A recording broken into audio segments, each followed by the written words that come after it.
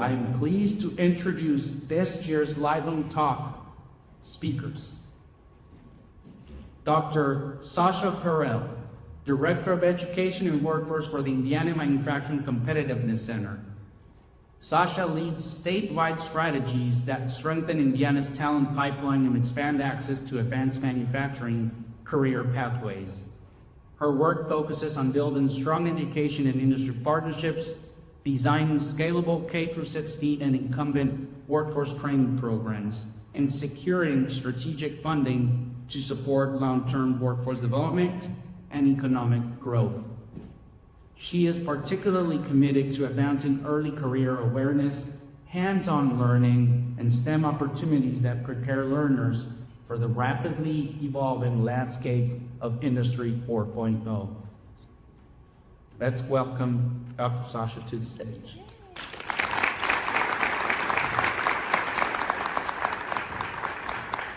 Good morning. It's so nice to see so many familiar faces here today. With that said, I know that Roberto introduced me as the Director of Education and Workforce at Purdue Polytechnic's Indiana Manufacturing Competitiveness Center. I didn't come up with that term, I think maybe Vic Luxembourg may have helped with that. But in short, we go by INMAC. So throughout my career, I've had the opportunity to work in industry and education, designing systems. And so I've always been very passionate about the workforce demand and the learning design of that and how we produce the best workforce possible. There's a lot of entry points that we can all agree to today that get somebody to their career. So at INMAC, we serve as a center connecting K-12 schools, education, designing, and then as well as industry partners. And again, we're looking at those workforce pathways. Over the past several years, I've had the opportunity to invest in 105 design and innovation studios. I know you're wondering what they are, and we're going to get to that. So the design and innovation studios are across K-8 schools in Indiana. We also have what we call a digital twin that sits in industry. And it's nice to see our partners here, Leslie from Subaru Indiana Automotive. They were the first to pilot the design and innovation studio. And from there, we've grown into Honda, Toyota, Cummins, and Endreshauser. We also have 23 high school career and technical education pathway systems. It's probably been, if you're in education, you are hearing a lot about pathways, credentialing, right? And so from that perspective, we partner with regional and national. We're in West Virginia, Mississippi, Texas, Florida, and our partnership with Toyota. So thousands of students and several hundred educators now engage in these systems every year. On paper, that looks like a workforce solution. In many ways it is, but my research begins with a different question. When do people decide whether they belong in those systems at all? By the time we're discussing hiring needs, identity decisions have already been made. And in many cases, those decisions are made in elementary classrooms. A design and innovation studio is a dedicated instructional classroom with a dedicated educator, dedicated curriculum that is aligned to modern technologies in the daily instruction. It's not a before and after program, and it is not a one-time investment. It is intentionally developed to reflect the realities of modern technology environments.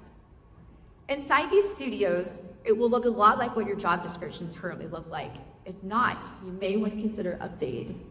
Students work with robotic systems, programmable electronics, sensory, 3D printing, digital design platforms, automation tools, collaborative engineering software, and introductory microelectronics and semiconductor concepts. I want to remind you this is K through 8th grade.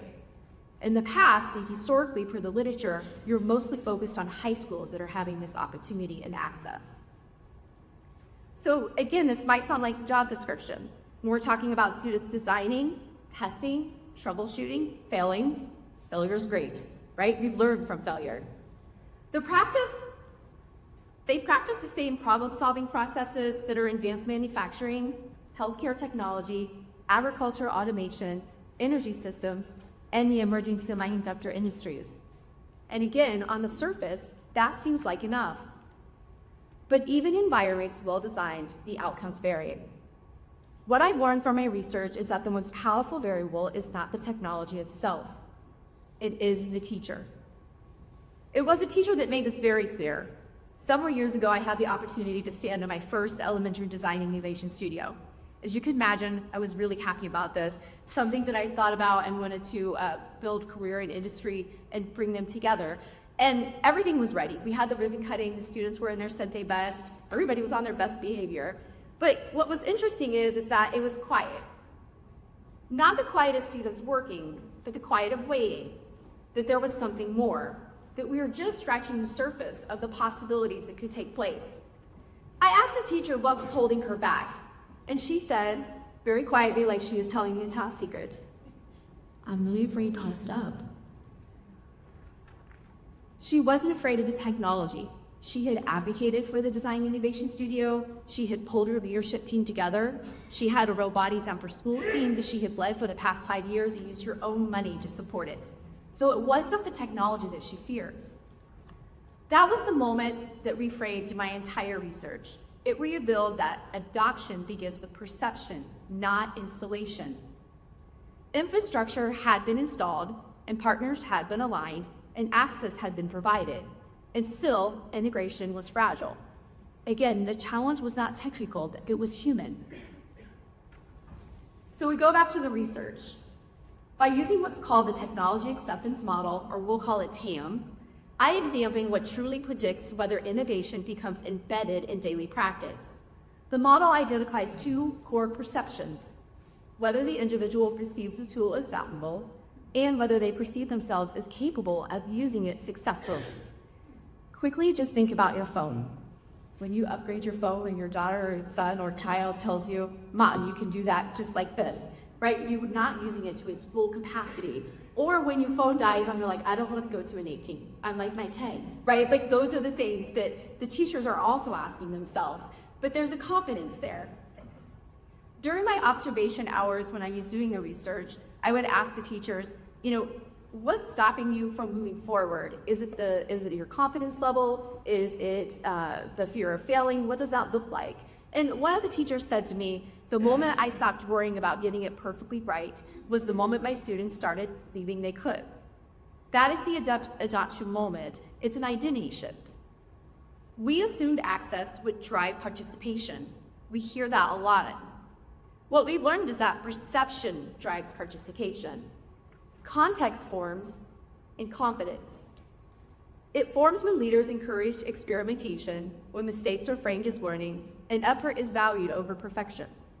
Teachers were not resisting change, they were managing risk. When teachers hesitated, students hesitated. When teachers experimented, students experimented. Confidence transfers. We are not simply installing technology. We are shaping identity signals. And identity signals shape participate, and who doesn't. So we return to the central insight. When do people decide whether they belong? Take a moment. Think back to when you were signaled. When was that moment that you felt that this was the path you wanted to take? Most workforce strategies begin with recruitment. High school, post-secondary students, internships, credentials. But belonging decisions occur much earlier. Students continuously interpret signals about competence and possibility. They are also asking themselves, is this for me? If the answer becomes no too early, the pathway narrows long before your hiring begins. The future workforce is not built at the point of hiring. It is built at the point of belief.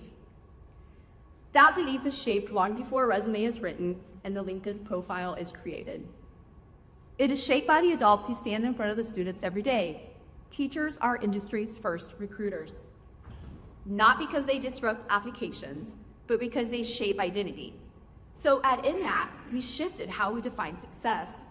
We stopped measuring what we installed, and we started measuring what was sustained. Because infrastructure alone does not transform systems, human confidence does. And when confidence is present, participation expands. This insight expands beyond education. The difference between installed and implemented, again, is the perception. If we underinvest in the human system, we constrain impact. If we design for confidence and belonging, we are able to unlock scale. But if confidence does not originate in policy, remember that, there's policy. The confidence does not build at that. It begins in practice. And somewhere right now, in an elementary classroom today, in rural Indiana, a teacher is deciding whether to try, and a child is deciding whether the future includes them, not because of a job posting, not because of credential, but because of a signal that says you are capable, you belong here, this is for you. Because the league shapes participation, and participation shapes the future of our workforce. So the question is not whether we can build more programs. The question is whether are we designing systems that send the right signals early enough. Thank you.